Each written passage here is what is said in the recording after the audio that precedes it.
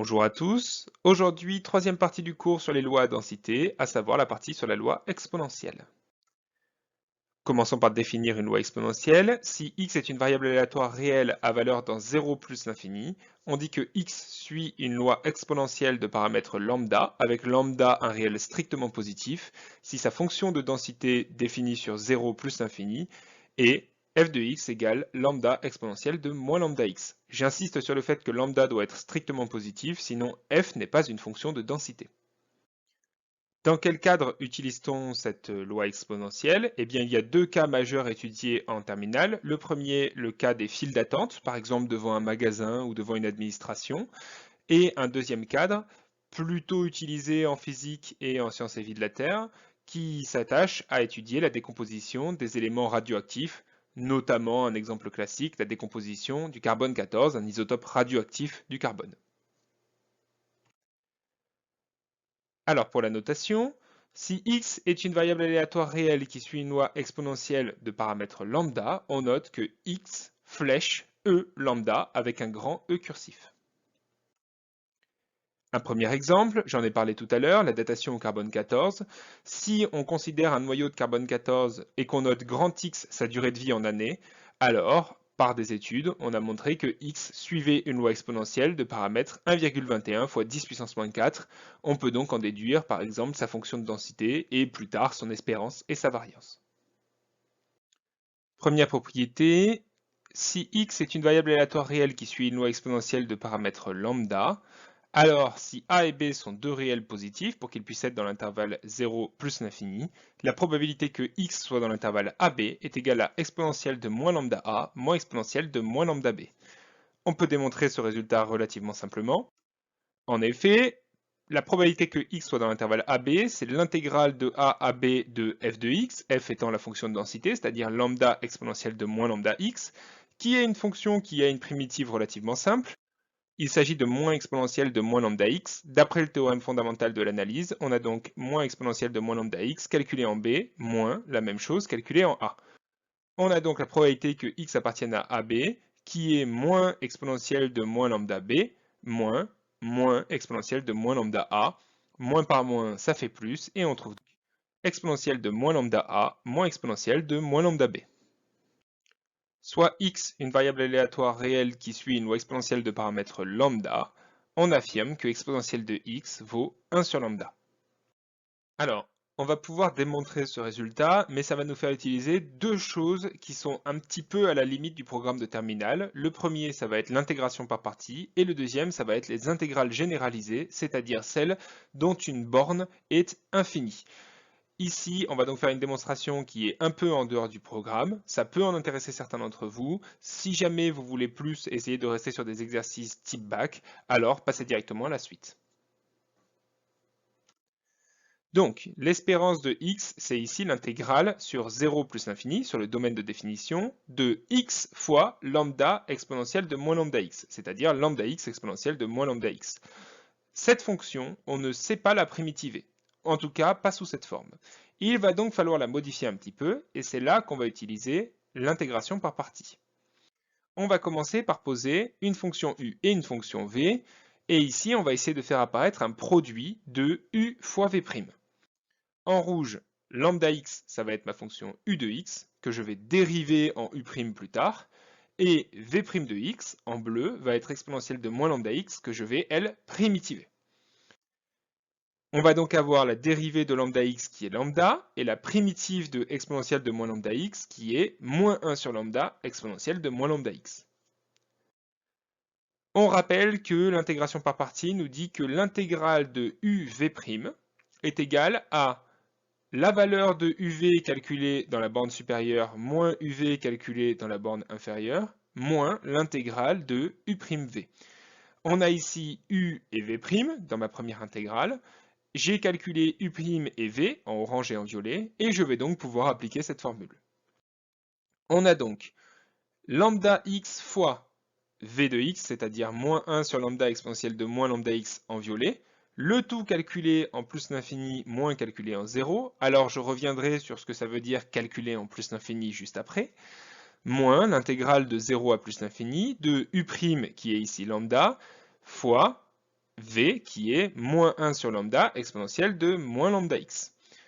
J'ai juste appliqué la formule qui se trouve en bas de ma slide. Je continue, j'ai quelques simplifications à faire. En effet, lambda et 1 sur lambda, ça s'annule. Je peux faire passer le moins devant et j'ai donc moins x exponentielle de moins lambda x calculé en plus l'infini moins calculé en 0, plus l'intégrale de 0 à plus l'infini de exponentielle de moins lambda x, puisque de la même manière, lambda et moins lambda s'annulent, et moins par moins, ça me donne un plus.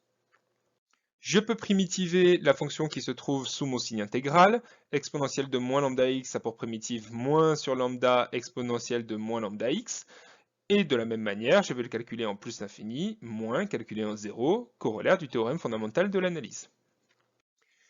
On a donc à gauche la fonction moins x exponentielle de moins lambda x calculée en plus infini. Alors calculer en plus infini en mathématiques, ça ne veut pas dire grand-chose. En fait, ce qu'on va considérer ici, c'est la limite de cette fonction lorsque x tend vers plus l'infini, c'est-à-dire la limite lorsque x tend vers plus l'infini de moins exponentielle de moins lambda x. Bien. La deuxième partie, je vais calculer cette fonction en 0. Sauf que 0 fois exponentielle de moins lambda fois 0, ça fait 0 fois 1, et donc ça fait 0. On a donc, pour le premier crochet, la limite moins 0. Pour le deuxième crochet, on a de la même manière la limite lorsque x tend vers plus l'infini de ma fonction, moins 1 sur lambda exponentielle de moins lambda x, moins la fonction calculée en 0. En 0, exponentielle de moins lambda fois 0, ça fait exponentielle de 0 qui fait 1, et il nous reste donc moins 1 sur lambda. Alors, regardons un petit peu ces limites. La première fonction, je vais avoir une croissance comparée. En effet, moins x, ça va tendre vers moins l'infini lorsque x tend vers plus l'infini. Exponentielle de moins lambda x, ça va tendre vers 0, puisque lambda est strictement positif lorsque x va tendre vers plus l'infini. Moins l'infini fois 0, c'est une forme indéterminée. Or, on sait qu'à l'infini, c'est l'exponentielle qui va imposer sa limite. On a donc ici la même limite que exponentielle de moins lambda x, c'est-à-dire 0. Pour la deuxième limite, on n'a pas ce problème puisqu'on n'a pas de x en facteur, et on a simplement la limite de exponentielle moins lambda x qui va devenir 0 lorsque x tend vers plus l'infini. Multiplier ça à moins 1 sur lambda, ça restera 0. On va donc aussi avoir un 0. Ces deux limites sont donc nulles et on a donc 0, moins 0, plus 0. Et moins par moins, ça fait plus 1 sur lambda. On a donc finalement 1 sur lambda.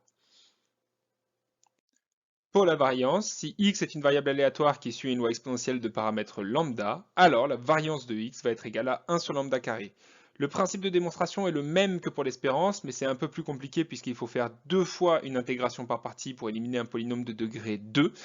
Donc je vous ai mis ça dans le polycopier de cours, vous irez voir si ça vous intéresse, et je vais passer à la suite. Propriété très importante sur les lois exponentielles, la loi de conservation ou la loi sans mémoire. X étant une variable aléatoire qui suit une loi exponentielle de paramètre lambda, alors pour tout t et h strictement positifs, on a la probabilité que x soit strictement plus grand que t plus h, sachant que x est plus grand que t, qui est égale à la probabilité que x soit plus grand que h. Alors on va commencer par démontrer ce résultat, une fois qu'on l'aura démontré, on essaiera d'en trouver une interprétation. Donc, démonstration de ce résultat, on va d'abord essayer de calculer notre probabilité conditionnelle. En effet, on sait que P de A sachant B est égal à P de A inter B sur P de B, et ici, on a donc la probabilité que x soit strictement plus grand que t plus h, sachant que x est plus grand que t, qui est égale à la probabilité que x soit plus grand que t plus h et que x soit plus grand que t, sur la probabilité que x soit plus grand que t. J'attire votre attention sur le fait que si x est plus grand strictement que t plus h avec h strictement positif, et que x est plus grand strictement que t, alors x est tout simplement strictement plus grand que t plus h. Donc cette probabilité d'intersection est en fait égale à la probabilité que x soit strictement plus grand que t plus h. On va essayer de trouver, pour a un réel strictement positif, une expression générale de p de x strictement plus grand que a. Tout d'abord, il faut remarquer que p de x strictement plus grand que a est égal à 1 moins p de x strictement inférieur à a. Je suis passé par l'événement contraire. P de x strictement plus petit que a, c'est en fait p de x compris entre 0 et a, puisque x est défini sur 0 plus infini, et donc on a 1 moins l'intégrale de 0 à a de lambda exponentielle moins lambda x dx. On a donc, d'après le théorème fondamental de l'analyse, la probabilité que x soit strictement plus grand que a, qui est égale à 1 moins exponentielle de moins lambda a, moins exponentielle de moins lambda fois 0, ce qui donne moins exponentielle de moins lambda fois 0. Exponentielle de lambda fois 0, c'est exponentielle de 0, et donc c'est 1. 1 moins 1 vont s'annuler, et il nous reste uniquement exponentielle de moins lambda a. On a donc de manière générale P de x strictement plus grand que a qui est égal à exponentielle de moins lambda a. Je vais me servir de cette formule une première fois avec a qui vaut t plus h, une deuxième fois avec a qui vaut t afin de pouvoir calculer mon quotient. On a donc la probabilité cherchée, c'est-à-dire la probabilité que x soit strictement plus grand que t plus h, sachant que x est plus grand que t, qui est égale, d'après la formule que je viens de démontrer, à exponentielle de moins lambda t plus h sur exponentielle de moins lambda t. Comme ce sont des exponentielles, on sait qu'on peut simplifier cette fraction. C'est en effet exponentielle de moins lambda t plus h plus lambda t. En fait, c'est un moins lambda t avec les moins qui se compensent. On a donc, en simplifiant, exponentielle de moins lambda h et exponentielle de moins lambda h, d'après la formule écrite en rouge sur cette slide, c'est p de x strictement plus grand que h. On a donc démontré la formule de la loi sans mémoire. Essayons de donner une interprétation géométrique à cette loi sans mémoire. Ici, j'ai choisi un t arbitraire à 0,4, t plus h à 1,6, qui veut dire que h fait ici 1,2, c'est bien un réel strictement positif. Et en bleu, je vous ai indiqué la probabilité que x soit strictement plus grand que t plus h, sachant que x est plus grand que t, c'est-à-dire qu'on se place à partir de 0,4 et qu'on regarde juste la probabilité bleue ici, par rapport à la probabilité à partir de t, c'est-à-dire par rapport à l'aire sous la courbe à partir de 0,4. Et on se rend compte que c'est exactement la même proportion qu'entre 0 et 1,2 qui vaut h et plus grand que 1,2, c'est-à-dire plus grand que h. On a la même proportion ici entre la partie bleue et la partie blanche que précédemment.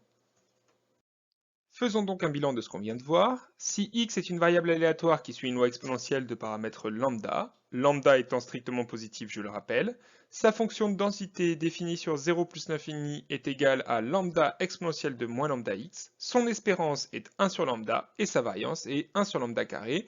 On n'oublie pas qu'il existe une propriété de loi sans mémoire qu'il faut savoir et démontrer et manipuler en exercice. Voilà, j'espère que cette petite vidéo vous aura servi à comprendre un peu mieux ce qui se passe pour une loi exponentielle et on se retrouve bientôt pour une nouvelle vidéo.